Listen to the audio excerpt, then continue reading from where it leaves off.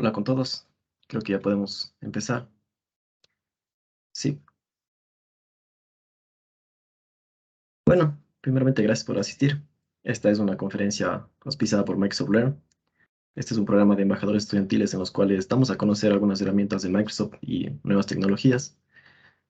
Quisiera primero hablarles un poco de mi persona. Soy Ismael Rivas, estudiante próximo a graduarse de la Politécnica Nacional del Ecuador, y mis intereses van principalmente por la inteligencia artificial y por la nube. En todo caso, este es un tema algo particular. Cualquier pregunta que tengan acerca de este tema e incluso del programa de Microsoft Learn lo pueden dejar en en el chat. Yo la revisaré al final y vamos a irles respondiendo. Eso, creo que ya está uniendo a la mayoría de gente y podemos empezar con con el tema.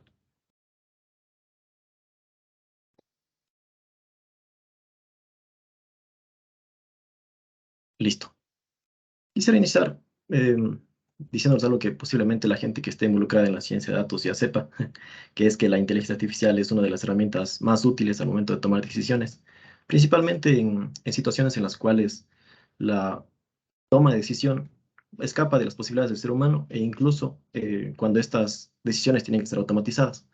Por lo general, la gente que está involucrada en este tema de inteligencia artificial se enfoca demasiado en el resultado final y no tomamos mucho en cuenta el proceso para llegar a este objetivo.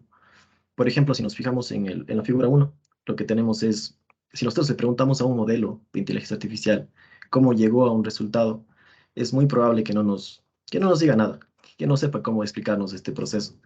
Y es aquí donde perdemos mucha información. La idea es tratar de obtener la mayor información posible a partir de los modelos de inteligencia artificial, sin dejar de lado la precisión con la que se obtuvo el resultado final y sacarle mayor provecho, digamos, en otras palabras.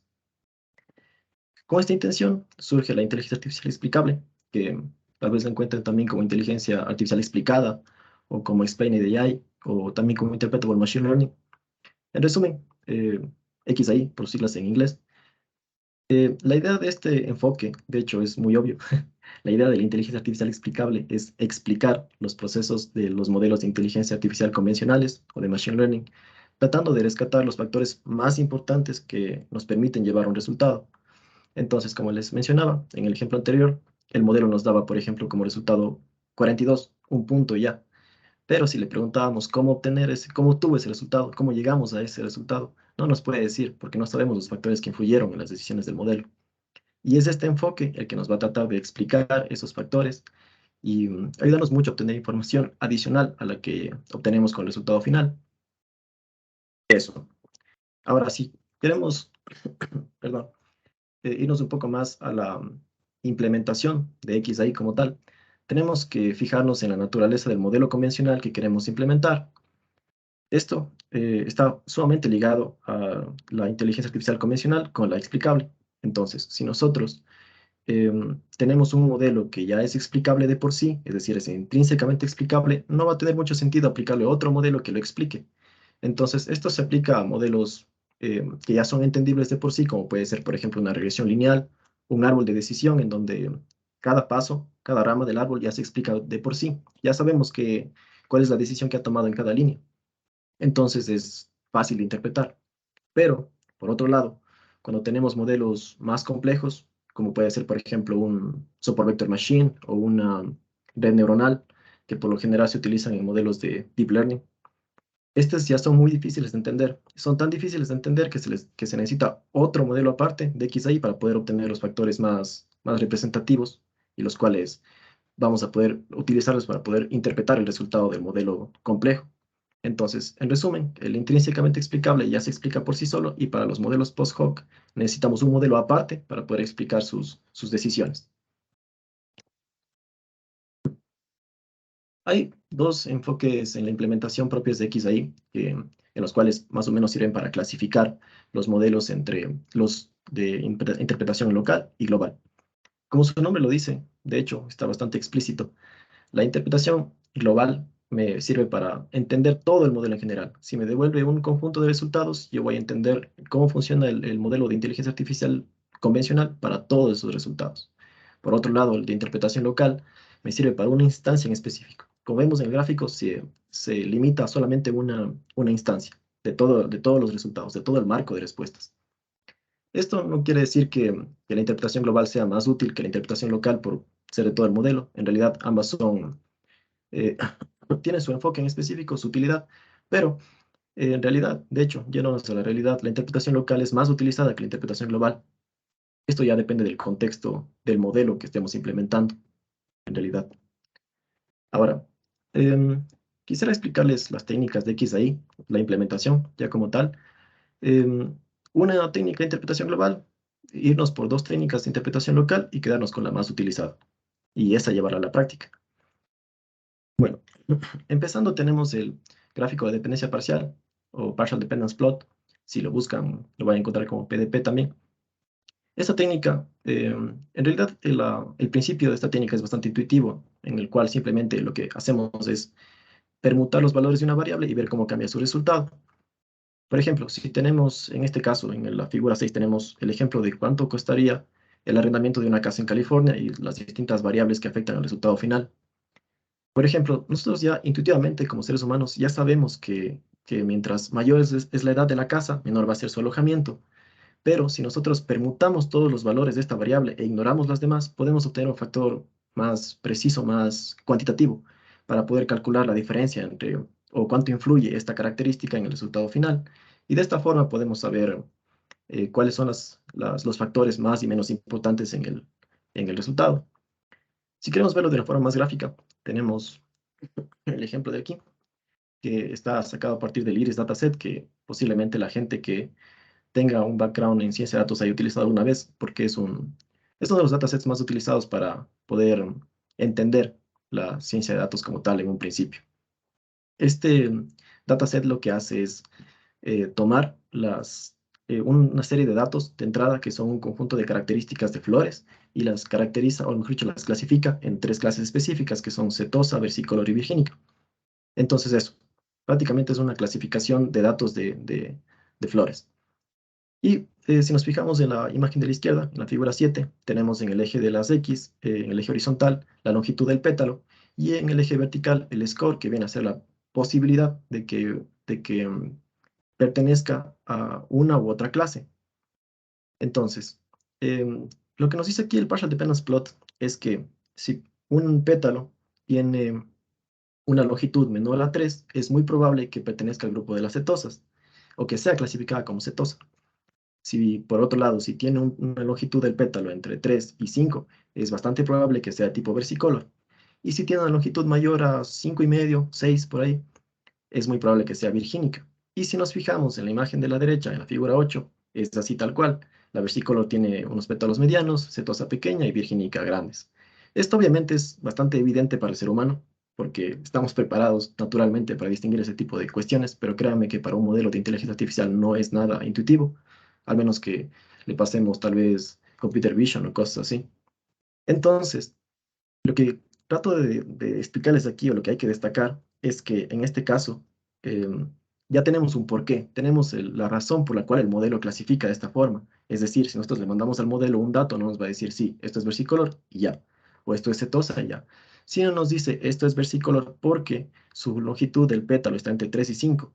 Es decir, ya nos da una razón. Podemos ir más allá y obtener saber más o menos qué hizo el modelo para llegar a un resultado en específico. Listo. Ahora vamos a las técnicas de interpretación local. La primera técnica que he traído hoy es la de las explicaciones de aditivo Shapley, o SHAP, más fácil de acordarse. Esta técnica es básicamente una formulación matemática en la cual sirve para hacer interpretaciones locales, como digo, de una instancia en específico, que son agnósticas del modelo. Agnósticas del modelo significa que no dependen de un modelo en específico para funcionar, es decir, nosotros podemos utilizar regresión logística, redes neuronales, Support Vector Machine, Random Forest, diferentes tipos de técnicas, y el modelo va a funcionar igual, el modelo de XAI. Em, Básicamente tenemos, bueno, aquí tenemos el teorema. Evidentemente yo no soy matemático, pero se puede ver de una manera muy superficial cómo funciona. Lo que hace la técnica de los aditivos Shapley es recibir una función compleja f, que puede ser, como digo, una red neuronal o Support Vector Machine, cualquiera de esas, y una instancia en específico x. Como es una instancia en específico, va a ser, por ejemplo, si tenemos un conjunto de datos de imágenes, va a ser una imagen en específico. Si tenemos datos tabulados, por ejemplo, una base de datos, va a ser una tupla en específico, es decir, una instancia. Y con estos datos lo que hace es hacer una permutación similar a lo que hacía el Partial Dependence Plot, hacer una permutación de las características I. Y con estas características I obtiene los valores de la función compleja x, f con los valores de x. Y de esta forma calcula los valores Shapley. Esto es, bueno, no es fácil de entender. La idea de todo esto es que nos devuelva la influencia de las características en el resultado final. Por ejemplo, en la imagen que vemos, hay distintas variables como relationship, age, por ejemplo, cualquiera de estas, y nos dice cuánto apoya a que una clase o que una instancia sea clasificada en una u otra clase, básicamente. Esa es la idea, que nos diga cuánto influye, cuánto contribuye al resultado final y a partir de los valores Shapley. Nada más. La siguiente característica, o la siguiente técnica, mejor dicho, es la de explicaciones locales interpretables agnósticas del modelo, o LIME, en realidad. Esta técnica es básicamente lo mismo que SHAP, tiene la misma utilidad que SHAP, pero su implementación es muy, muy diferente. La matemática que está detrás de esto es muy diferente a la que vimos anteriormente, pero el objetivo es el mismo. Y el autor nos dice que es una técnica de explicación novedosa que explica las predicciones de cualquier clasificador de una manera interpretable y fiel, con el aprendizaje de un modelo localmente interpretable sobre la predicción. O sea, mucha lámpara para decir que hace lo mismo, o sea, trata de darnos una explicación de las decisiones del modelo, pero con otro modelo matemático detrás. Lo que es característico de este tipo de técnicas de Lime y Sharp es que para darnos un resultado, una interpretación de las decisiones del modelo, dependen del tipo de dato de entrada. En este caso, si tenemos datos tabulados, es decir, un CSV o una base de datos, lo que nos devuelve es unas variables y su influencia en el resultado final. Por ejemplo, aquí tenemos, perdón, diferentes variables como sex, age o p-class. En este caso, podemos ver que la primera variable apoya a que este tipo de datos sea clasificado como 0, y por el contrario, las variables age y p-class apoyan a que sea clasificado como 1. Y de esta forma podemos ver la influencia que tiene, cuáles son las variables más importantes, cuáles apoyar a una decisión u otra. Ya sabemos qué es en lo que se fijó el modelo para tomar una decisión, no simplemente nos dice si es de clase 1, y ya. Esto básicamente es la utilidad. Por otro lado, si nuestro tipo de dato de entrada es un segmento de texto, aquí ya cambia un poco la cosa. En este caso, sí es una clasificación. Tenemos, por ejemplo, en la figura 11, un texto que ha sido clasificado como sincero y no sincero. Básicamente, independientemente del contexto, Lime va a funcionar igual. Y lo que hace Lime en este caso en específico es resaltar aquellas palabras que influyeron más en la decisión del modelo para que sea clasificado de una u otra forma. Podemos observarlo, es sencillo, de hecho, es bastante visual, en donde las palabras de color tomate, resaltadas en color tomate o naranja, apoyaron a que el modelo la clasifique como sincero, y por el contrario, las palabras resaltadas en color azul apoyaron que el modelo la clasifique como no sincero. Esto es bastante útil porque por lo general los modelos de Machine Learning simplemente les pasamos un pedazo de texto y nos dice, sí, este es de este tipo y ahí murió. Entonces, la idea es tratar de entender el modelo original y saber más o menos cómo fue pensando, digamos, pensando entre comillas, para lograr este resultado. La siguiente eh, explicación o el siguiente resultado viene a ser la de las explicaciones para imágenes. Las explicaciones de las imágenes son las más visuales y son la que vamos a implementar. Estas explicaciones se utilizan mediante la presencia o ausencia de superpíxeles.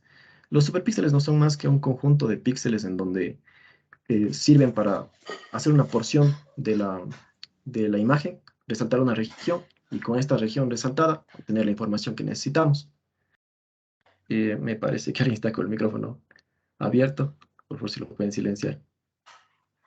Bueno, en este caso, este es un ejemplo que nos ha dado el mismo autor, el autor de Lime. en donde se tiene una imagen original, en donde un perrito está tocando la guitarra o algo así. Y es bastante visual porque cuando el modelo clasificó esta imagen como una guitarra eléctrica, se fijó en el mango de la guitarra, que puede ser característico de una guitarra eléctrica, también de una acústica, pero es en lo que se fijó en este caso. Cuando clasificó el modelo como una guitarra acústica, solo como acústica, se fijó en el cuerpo de la guitarra. Y esto es bastante característico de este tipo de guitarras. Entonces ya nos dio una idea de en qué pensó el modelo para tomar esta decisión, que fue ver el cuerpo de la guitarra y darse cuenta de que sí, esto es característico de una guitarra acústica y por lo tanto la clasificó como tal. Por otro lado, cuando el modelo clasificó esta imagen como un perrito labrador, se fijó en la cara del perro. Y justamente los superpíxeles que nos muestran son esos, los de, los de la cara del labrador. Y por lo tanto, ya no, ya no nos da un resultado como tal, no nos dice si esto es una guitarra acústica ya, sino Lime nos permite saber en qué se fijó, en qué superpíxeles en específico se fijó para tomar una decisión u otra. Y esto créanme que es muy, muy útil, no solamente en ejemplos así, que son algo triviales, sino por ejemplo, si utilizamos em, en modelos de entrenamiento en donde clasifican, por ejemplo, imágenes de tipo de tumores en los cuales nos pueden decir si son o no son cancerígenos, y si nos podríamos fijar en partes específicas en las cuales el modelo toma decisiones, créanme que va a ser muy, muy útil, sobre todo, por ejemplo, para el sector de la salud, ese tipo de áreas en específico. Listo. Bueno, independientemente del tipo de datos de entrada que tengamos, eh, tenemos el principio explicativo de Line va a ser el mismo, siempre va a ser el mismo. Lo que hace es algo no tan sencillo, pero bueno, es básicamente, toma los datos de entrada y crea una serie de perturbaciones de los datos de las entradas originales y crea un nuevo modelo más sencillo, más interpretable, y trata de ajustar las decisiones de ese modelo al modelo complejo. Y de esta forma ya obtenemos explicaciones diferentes. Si, si nos remontamos a la ecuación, que tampoco es más fácil de entender, lo que está sucediendo aquí es que Lime recibe una instancia en específico X y trata de aproximar una función simple G que pertenece a un conjunto de G mayúscula, de que son funciones como, por ejemplo, regresiones lineales o árboles de decisión, que son fáciles de entender en teoría. Con esta función G minúscula trata de aproximarse a una función compleja F, que ya son las redes neuronales o los support vector machines. Y esto lo hace alrededor del vecindario de X, que se representa como πx, agregando una complejidad G, omega G. Esto no hay que entenderlo, en realidad es algo muy complejo, así que básicamente, yéndonos ya a una forma más entendible o más gráfica, lo que tenemos es un modelo complejo y una instancia en específico. Como digo, puede ser una tupla de una base de datos o puede ser una imagen, por ejemplo. Y a partir de los datos de entrada, Lime crea un nuevo modelo ya más simple, más sencillo como un árbol de decisión y aproxima este árbol de decisión al modelo más complejo. Y a partir de aquí ya podemos sacar explicaciones, como les mostré, los superpíxeles más importantes o las variables que apoyan o no apoyan a una u otra decisión. Eso sería más o menos el principio que hay detrás de X allí y específicamente de Lime. Ahora, para nosotros poder implementar estas técnicas, sí necesitamos em, ya necesitamos un módulo, digamos. Es bastante sencillo porque eso ya está creado.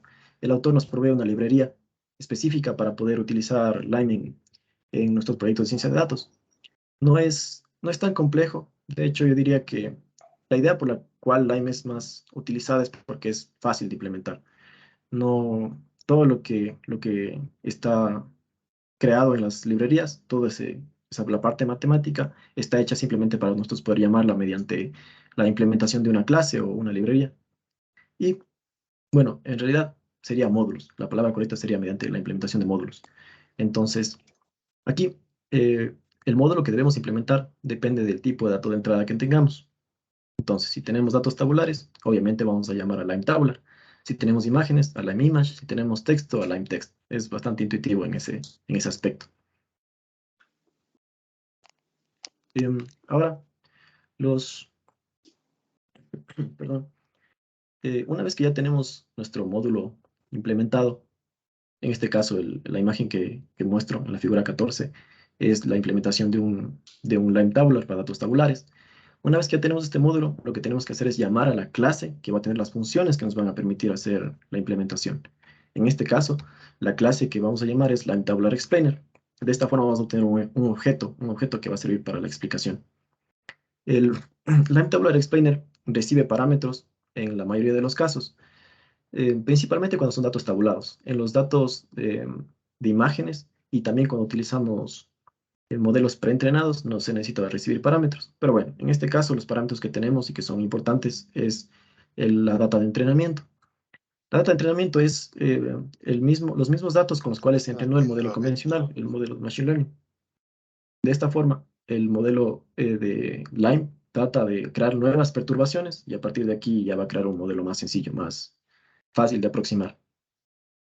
Lo otro que es importante es, bueno, también recibe las características, nuestras columnas, datos tabulares y también las clases de salida, normal, sospechoso, patológico. Pero otra cosa que es muy importante es el modo, porque Lime sirve para clasificaciones y para regresiones. Entonces, si nosotros queremos hacer una predicción, una serie lineal, por ejemplo, ya no va a ser una clasificación, sino va a ser una regresión. Eso hay que tener en cuenta. Una vez que ya tenemos nuestro objeto explicador, a partir de la clase que les mostré aquí, que es la clase de Lime Tabular Explainer, tenemos que llamar a ese objeto explicador y utilizar sus funciones. Las funciones, bueno, tiene varias funciones, pero la que se va a utilizar en el 99% de los casos va a ser la de explain instance, que es justamente para explicar nuestra instancia. Aquí ya le pasamos una instancia en específico que, como dije, va a ser una tupla o puede ser una imagen o puede ser un pedazo de texto. En este caso, como era datos tabulados, va a ser una tupla en específico. Sí, una tupla que puede ser una instancia de una base de datos o una fila del CSV, cualquiera de esas cosas. En este caso, para el explain instance, sí se recibe esta instancia a manera de variable, como está aquí. Ya lo que es muy importante es la función de predicción. Como les dije, esta es una técnica agnóstica del modelo, o sea, se puede utilizar con cualquier modelo en general, independientemente del que sea. En este caso, el que estoy implementando aquí es un random forest, que es un modelo complejo porque son árboles de decisión tan grandes que ya pierden su capacidad interpretativa. Pero lo que me interesa aquí es la función de predicción, que es la predict proba. Es decir, mientras un modelo tenga una función de predicción, vamos a poder utilizarla con Lime. Eso es lo importante de aquí. Es decir, podemos utilizar cualquier modelo. Luego, bueno, hay algunas características que podemos ajustar para que nuestra explicación sea un poco más precisa, pero eso es lo más importante. Ahora, esta exposición, como vieron en el título, es utilizando Visual Studio y Jupyter Notebook. La mayoría de gente que esté involucrada en ciencia de datos, lo más probable es que haya utilizado tal vez Jupyter Notebook en su vida, porque es como la herramienta por defecto para hacer cuadernos de ciencia de datos. Pero cuando yo empecé a utilizar estos cuadernos, como no voy a decir que Jupyter no es útil, es muy, muy útil, pero creo que no tiene la comodidad que nos otorga un IDE de la calidad de Visual Studio Code, que a mi parecer es el mejor IDE que hay. Y desarrollar aquí es muy, muy cómodo. Aparte de los beneficios que tiene ya programar en celdas, utilizar Visual Studio es muy, muy útil. Y también para cuando vamos a trabajar de manera local, eh, tener todos nuestros proyectos ahí de manera local y en el mismo IDE también es súper útil, incluso poder utilizar librerías externas y ese tipo de cosas. Entonces, las posibilidades que nos da Visual Studio, aparte de poder utilizar Jupyter Notebook, como les comento, y que ya vamos a ver cómo se hace, es, por ejemplo, utilizar el explorador de variables o el visualizador de datos, que igual es muy, muy útil, y su propio depurador. Aparte de esto, Visual Studio, o sea, el mismo hecho de utilizar Visual Studio es una ventaja como tal, porque tiene un montón de características que hacen al IDE como tal. Por ejemplo, el depurador, formatear el código, cambiar el aspecto, la paleta de colores, muchas cosas en los cuales Jupyter Notebook va mucho a su objetivo, entonces deja de lado. En Visual Studio no, como es un IDE de multipropósito, entonces podemos personalizarlo muchísimo y tenemos muchos más, muchos más beneficios en este caso. Ahora, para poder utilizar Jupyter Notebook en Visual Studio es muy, muy sencillo. Tenemos que seguir estos pasos que son bastante simples en realidad.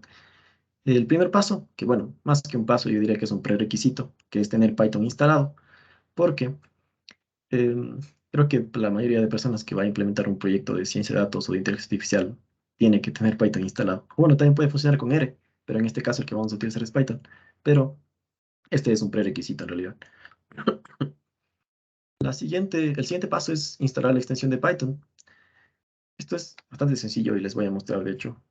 No, voy a dejar de compartir mejor esto y nos vamos a ir a Visual Studio.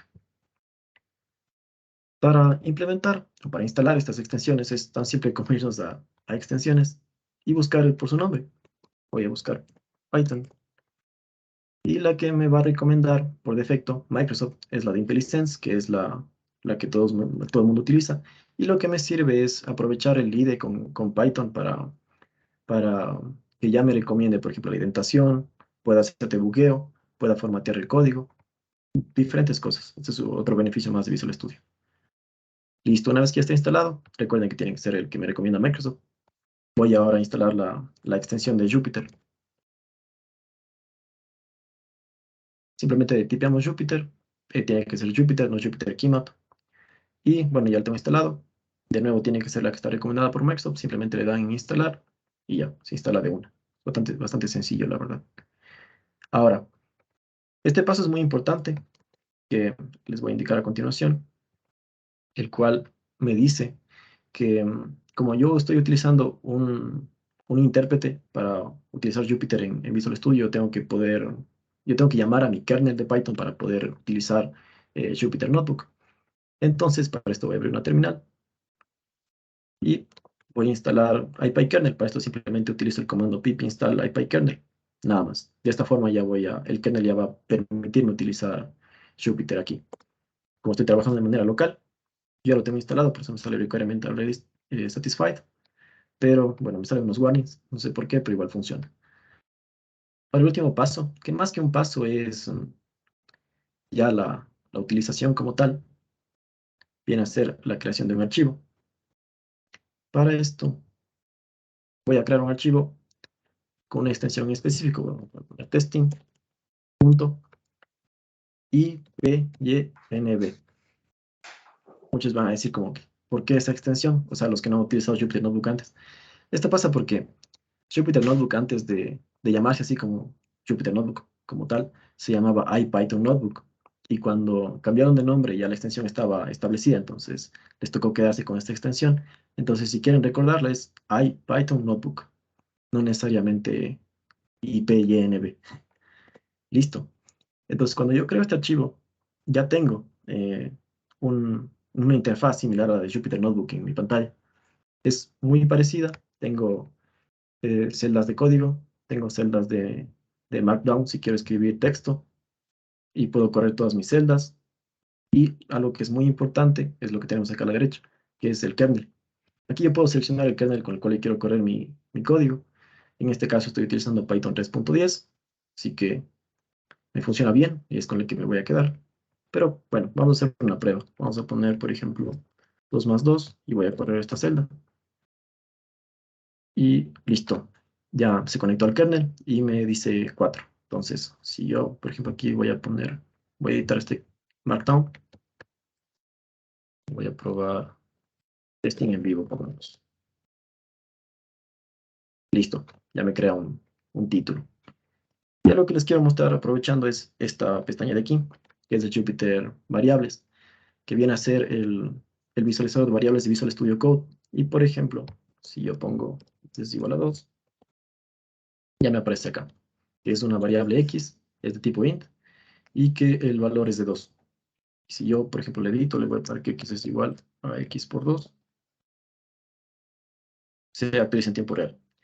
Créanme que esto es muy útil cuando tenemos un cuaderno muy largo con mucho código, muchísimas variables. Poder mantener un control de todo esto es muy útil.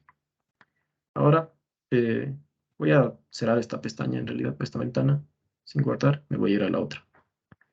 Aquí ya tengo preparado el ejemplo, pero antes quisiera mostrarles el visualizador de datos.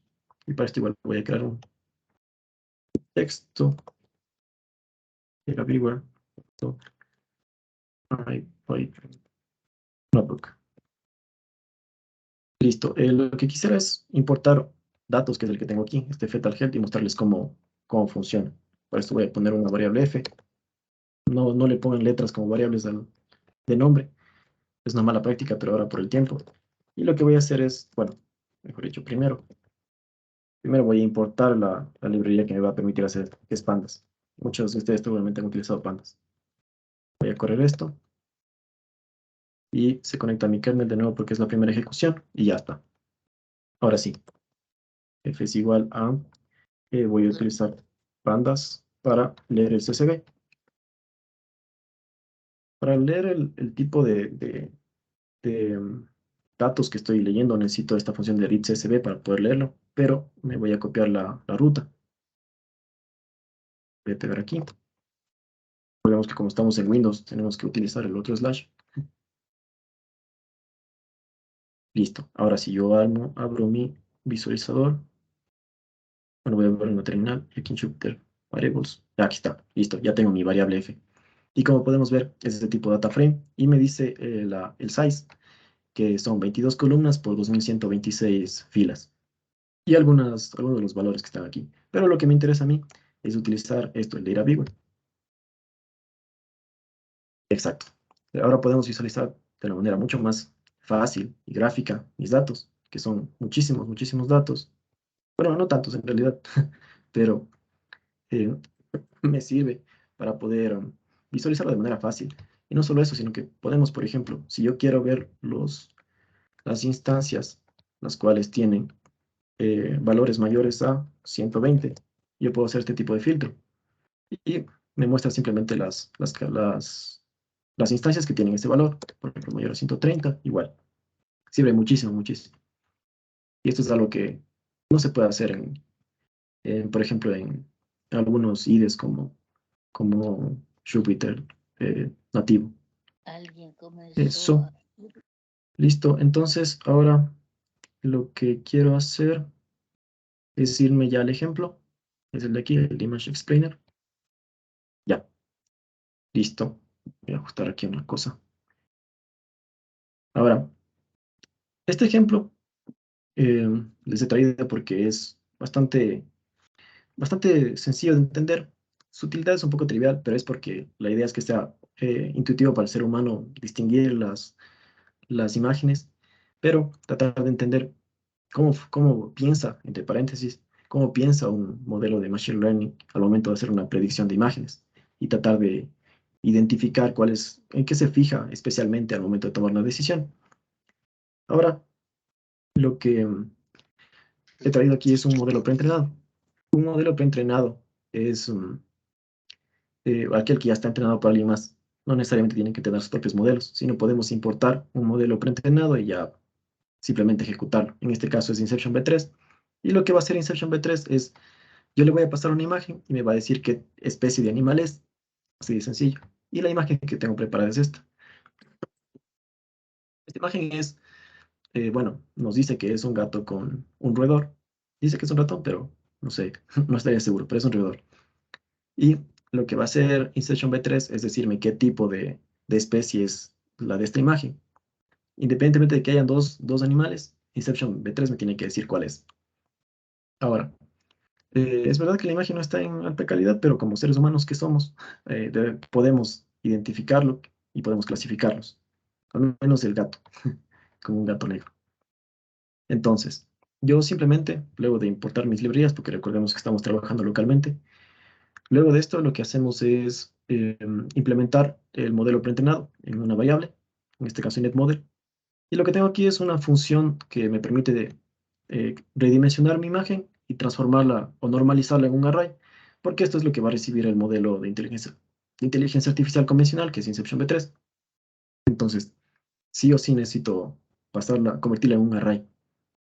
Pero bueno, luego de eso, lo que hago es ya cargar la imagen, la transformo, luego la, la ploteo, es decir, la muestro, la grafico, y para esto tengo que redimensionarla porque los valores que me devuelve el transformador están entre -1 y 1, y por lo general, por utilizar ImageShow, necesito pasarlo a valores entre 0 y 1. Por eso hago este cálculo. Si ustedes hacen las matemáticas, les va, les va a hacer este proceso aritmético de pasar de menos 1 a 1, de menos 1 a 1 a 0 a 1. Solamente porque están los datos un poco entreverados, nada más. Ahora, ya cuando tengo mi modelo, mejor dicho, mi imagen lista, le paso al modelo y el modelo me va a dar un conjunto de predicciones. Y si yo imprimo estas predicciones, me dice que la imagen para el modelo es un oso negro americano, no que es un gato. Es decir, el modelo se equivoca. El modelo se equivoca porque, bueno, en sí la imagen no es tan clara, no es tan precisa, pero lo que yo quisiera saber es por qué el modelo se equivoca o en qué se fijó y por qué tomó una decisión. Y no tanto por qué se equivoca, sino cómo llegó a esa conclusión de que era un oso negro americano. Y es aquí donde yo puedo implementar Lime, donde me sirve realmente Lime como tal. Y entonces voy a continuar este código y lo primero que tengo que hacer, bueno, voy a escribir un subtítulo para diferenciarlo, que se llame interpretación online. Listo. Ahora lo que voy a hacer es instalar Lime. Este no le puse como un prerequisito o como un requisito o algo así, porque esto ya depende específicamente de la técnica de XAI que queramos implementar. Y basta con escribir este comando, igual podemos hacerlo desde las celdas, entonces no es nada difícil, así que no lo puse como un prerequisito. A mí me dice que ya lo tengo, así que no pasa nada. Ustedes, si corren este código, se les va a instalar Lime, todo bien. Voy a borrar esta celda porque no es parte del código como tal, sino es la instalación y ya estaría. Ahora, lo que sí debo hacer es importar esta librería. From Lime y eh, voy a importar el módulo que necesito, que es LimeImage. Como les comenté, el módulo que yo necesito implementar depende del tipo de dato de entrada que yo tenga. Y en este caso, como tengo imágenes, necesito el LimeImage. Le corro, voy a abrir una nueva pestaña y listo. Ahora, no, la nueva pestaña, una nueva celda. Ahora lo que voy a hacer es instanciar mi objeto a partir de la clase explicadora. Entonces, para esto voy a crear una variable explainer. Voy a utilizar el módulo LimeImage y voy a llamar a la clase LimeImageExplainer. Tal cual vimos en las diapositivas. Pero la diferencia aquí es que este no recibe parámetros porque primero está utilizando un modelo preentrenado y segundo porque por lo general el, el Lime con imágenes no necesita muchos parámetros que ajustar. Entonces ya, eso sería todo por esta celda.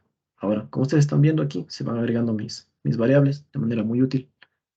Voy a abrir una nueva celda y lo que voy a hacer en este caso ahora ya es llamar a la función como tal, a la función que me va a obtener la explicación. Voy a crear una nueva variable que se llama explanation y lo que tengo que hacer en este caso es ahora llamar al objeto explicador que acabo de crear, explainer, y utilizar la función explainInstance, que es la que les dije que se utiliza en la mayoría de casos. Y este sí recibe parámetros. Este sí recibe parámetros en específico. Y el más importante, el primero es la imagen, es decir, la instancia de la cual va a obtener las explicaciones, que en este caso va a ser la del gato y el roedor. Mi imagen está convertida en array, por lo tanto, está hecho un stack, por lo tanto llamo al primer elemento.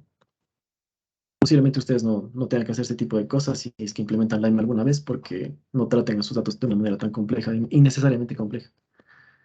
Pero bueno, voy a decirle que quiero que me mande como double, porque así recibe Lime. Es una pequeña transformación que hay que hacer, y eso. Ahora el siguiente parámetro es el classifier, la función de clasificación. Visual Studio Code ya me recomienda de por sí, y ese es otro beneficio genial que tiene Visual Studio Code, que sus sugerencias son muy intuitivas y muy útiles. Y listo. Ahora lo que tengo que hacer es llamar a mi función, a mi modelo de inteligencia artificial convencional, que es el Inet Model, y llamar a su función de predicción. Nada más. Listo. Ahora, unos parámetros más que yo puedo agregar si quiero es, por ejemplo, si yo quiero ver una imagen y quiero que solo me muestre lo más importante y lo demás lo oculte, utilizo la función hideColor, mejor dicho, el parámetro hideColor. y le voy a pasar un color en específico para que cubra lo demás de algún color, y le paso el 0, que es el número para los píxeles apagados, y lo que nosotros vamos a ver vamos a ver el color gris más claro. Ahora, algo que no es tan sencillo de comprender es el número de ejemplos, que es el vecindario en el cual se va a dar el aprendizaje del modelo lineal.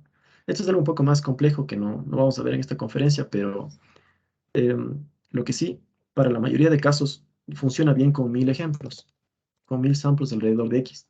Y eso es algo que les puedo decir, así que la mayoría de casos van a utilizar 1000, no hay mucho que darle vueltas ahí, así que nos vamos a quedar con ese valor. Voy a correr esto. Listo. Esto demora un poco, no mucho, pero demora principalmente porque tiene que correr el modelo convencional y también porque Line va a crear sus perturbaciones. Y como son imágenes, ahí sí se demora un poco más. Cuando son datos tabulares, no tanto. Y también hay que recordar que estamos trabajando de manera local, entonces, por eso. Mientras tanto, vamos a seguir escribiendo un poco más de código. Y bueno, aquí ya tenemos nosotros nuestra explicación. Es decir, ya oficialmente ya implementamos Line. Lo que falta ahora es visualizar esa explicación. Y para esto simplemente, bueno, primero voy a crear un rótulo y decir que vamos a visualizar la explicación.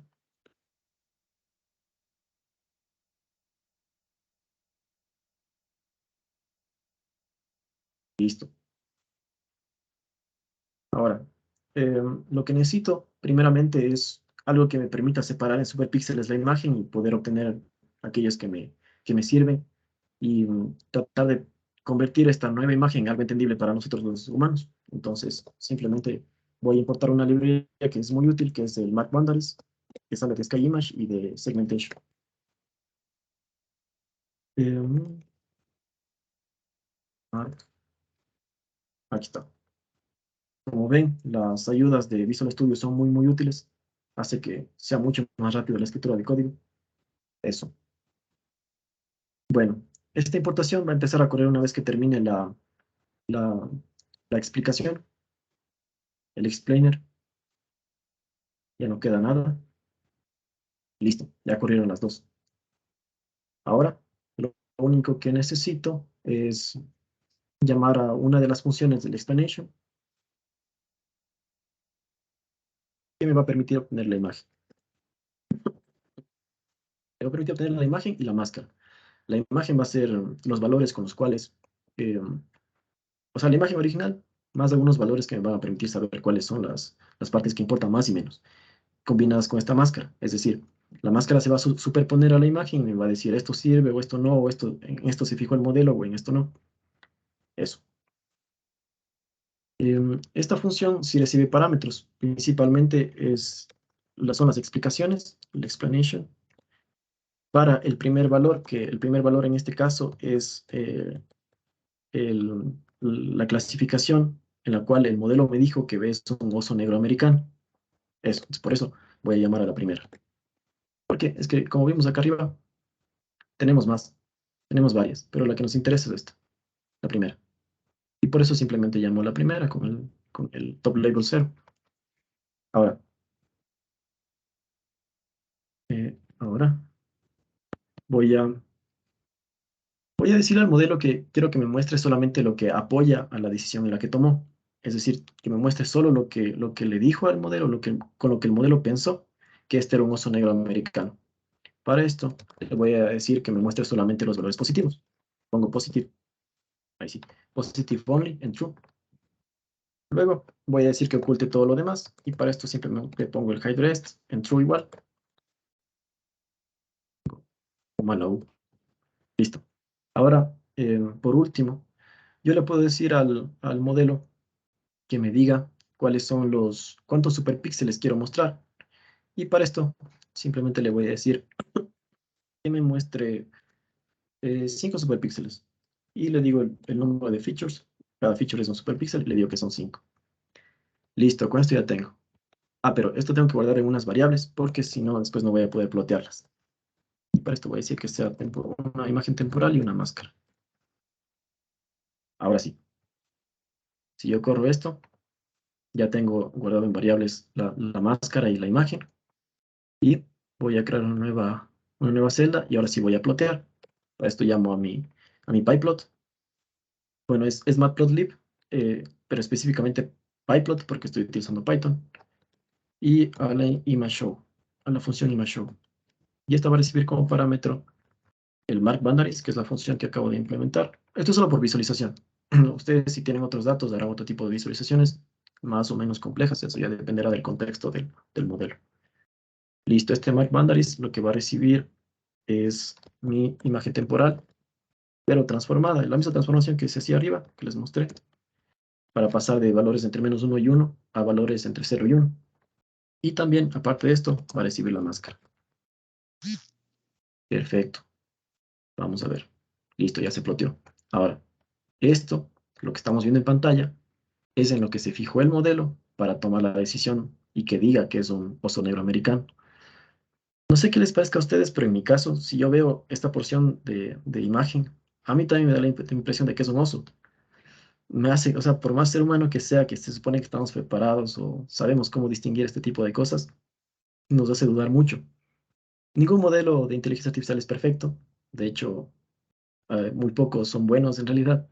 Entonces, es normal que se equivoque, pero de esta forma ya nos da una idea de en qué pensó el modelo como tal, cómo llegó a esa conclusión. Y de hecho, como les digo, si yo veo esta porción de código, a mí también me da la idea de que es un oso. Yo no diría que es un gato, en realidad. Entonces, estos son los superpíxeles en los cuales el modelo tomó en cuenta para hacer esa decisión. Ya nos dio un porqué. El modelo nos dijo, literalmente, yo vi esta porción de código y por eso digo, es un oso negro americano. Entonces, de esta forma entendimos sus decisiones. Esto es evidente para el ser humano y posiblemente, como es un ejemplo sencillo de entender y un poco trivial, van a decir que cuál es la utilidad. Créanme que la utilidad está mucho más allá de ejemplos como este. Como les digo, por ejemplo, si nosotros utilizamos modelos en los cuales se hace una predicción de tumores cancerígenos y no cancerígenos, y si el modelo nos puede decir los superpíxeles en los cuales está el problema, en los cuales se fijó para decir que algo es cancerígeno, sería un gran aporte. Obviamente tenemos que esperar a que Lime sea un poco más maduro, que se pueda implementar de mejor forma, eh, podamos entenderla un poco más también a nivel matemático, todo esto. Pero sus posibilidades son muy grandes y lo que quisiera que nos quedemos en la mente es cuán importante es obtener información no solo del resultado, no solo de la clasificación, es decir, no solo de estos valores de aquí, sino tratar de entender en qué se fija el modelo o cómo piensa el modelo para llegar a esa conclusión. Y es aquí donde entra XAI y Lime en específico. Y como ven, es muy fácil de implementar. Aquí lo implementamos en tan solo 6, bueno, 3 en realidad, porque esta es la implementación. 3 celdas y nada más. Ahora, bueno, antes de terminar esta parte, quisiera que vean qué pasa si yo copio esta línea. Y ya no le digo que quiero solo los positivos, sino quiero también los demás valores. Rests.